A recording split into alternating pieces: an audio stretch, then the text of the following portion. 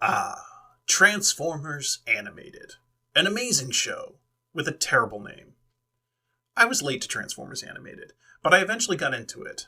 Great writing, fun characters, amazing voice cast. But those designs. To this day, it still seems impossible that a style like this could be translated into toys. But they did it. This is Animated Sentinel Prime, one of the few figures from Transformers Animated that I purchased back in the day.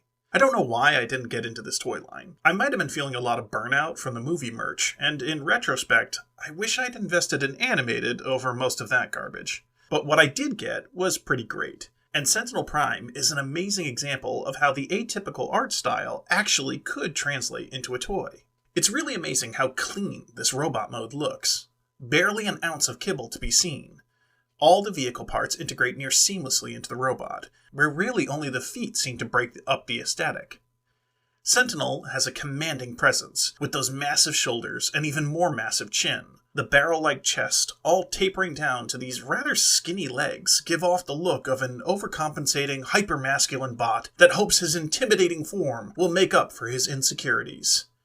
This might be the most perfect representation of a character's personality in physical form. I love the color scheme, too. The dark blue, perfectly accented with the orange shoulder pads. Not to keep gushing, but he really is symmetrically perfect. Fitting to his name, Sentinel comes with his spiked shield and energy lance, painted in this bright sky blue color that perfectly pops against the darker colors of his robot mode. If I had any gripes, it would be the shoulders, as the wheels don't always lock in well and tend to separate when you rotate the joint. I also wish he had ankle tilts, but I think that comes from being spoiled by more current toy designs. What's really impressive in this figure is his transformation. You wouldn't think this curvy robot could form a blocky pickup truck, but he manages it almost effortlessly, and the journey getting there is interesting and fun. The way his arms swing apart to form the rear wheels and doors, the legs forming the back and cab of the truck. Every time I'm just blown away, as this toy, like a lot of animated designs, doesn't look like it should work. But it does. The vehicle mode yields even more orange highlights and offers some nifty storage for the weapons atop the cab.